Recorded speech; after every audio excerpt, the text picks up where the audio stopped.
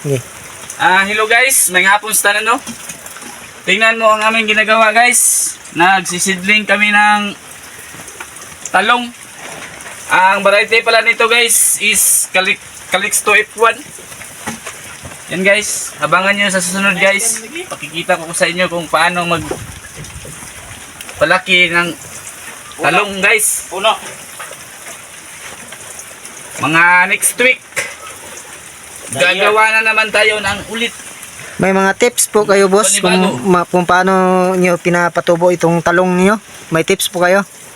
PM lang guys. PM, just PM. Di bawal din na siya i-publish lang sa kataganan. Private opinion. So gusto ko makuha mga idea ninyo ba? Nga mo kakaton po tagtanong man sa mga panirada. Yes, YouTube ako guys, Kulski Vlog. Ganun po ba? Doon ka na lang tanong sa amin. Tanim na talong. Ano po yan? Kulski Mix Vlogs? Kulski Mix Vlogs. Sige.